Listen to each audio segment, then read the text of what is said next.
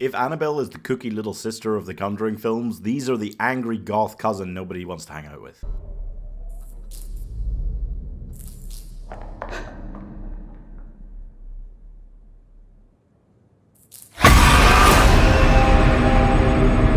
Come on, I know horror franchises have always been about, oh, they beat the evil unless, but this is just getting ridiculous now. We saw The Conjuring 2, we saw the nun properly vanquished, we assume, in The Conjuring 2, and then they went back to show us a prequel about the nun, and we were like, okay, well, it kind of seemed pointless, but I guess, go ahead, yeah. And then they wrapped it up. They pretended to vanquish the evil, we knew that they didn't really, and then they went, oh, and here's how it connects to the Conjuring films, perfect.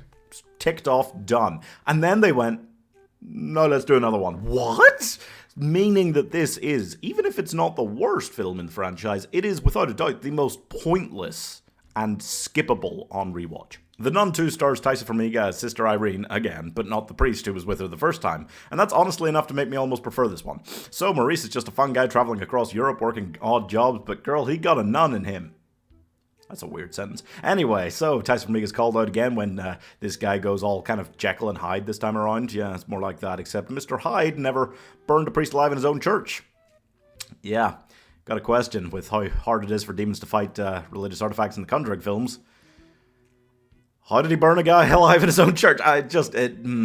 Stupid. So the church will give Sister Irene absolutely no credit for having defeated the nun the first time around, but it will send her off to France to go do it again, along with Storm Reed, her buddy.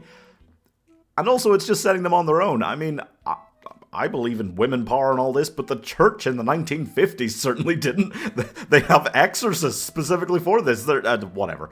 So, the first time around, they used the blood of Jesus Christ, and that didn't actually defeat Valak or banish it or anything.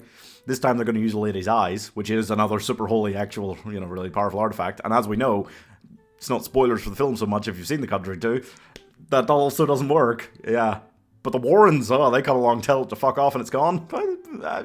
Okay. So this film is just super inconsistent, I feel like. I mean, the magazine scene is the most memorable by far, but it also has, like, the opening scene where the priest does burst into flames in his own church. That's memorable. And it has the ghost child beating his mother to death with the incense thing. I mean, these are decent scenes individually, but my problem is the whole first hour is just all over the place. I mean, the nuns are bumbling around France trying to figure out what's going on. The Frenchie and the girls at the girls' school are having all these spooky moments and spickles, and there's just a lot of irrelevant and random scenes, and I feel like there's just no point or direction the film is actually going until, like, the finale when they all come together and fight the goat man and stuff in school. Like, it is fine.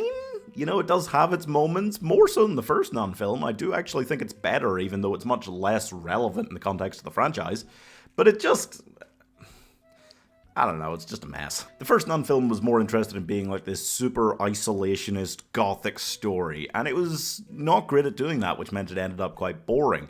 This one is smarter because it does take cues from Annabelle Creation, with the setting of the girls' school. Very much it feels like it's trying to inject something of that in there, and it does work, I've got to say. Without a doubt, for me, this is better than The Nun, but I say that reluctantly because it's still just frustrating in a lot of ways, the story for me, and it is boring, and it holds no place of relevance in the franchise whatsoever. Also, I love the fact that we started out this franchise with, this is a true story, and a story where nobody dies, and you're like, okay, yeah, I see, the realism of that is very interesting. And now we've gotten to the stage where they're like, yeah, this goat man chased this school full of children around right after the headmaster's ghost son beat her to death with an incense burner. And then they dare to still try and link it in with the rest of the franchise, like, I'm giving We're Having None of That 2.5 stars. It's the kind of film that you'd be like, oh yeah, that's pretty bad, but then you rewatch all of the films and you're like, oh man, this is like bordering on like middle of the pack for like the Conjuring universe. It's better than Curse of La Llorona, it's better than the first Annabelle, it's better than the first Nun, like, damn.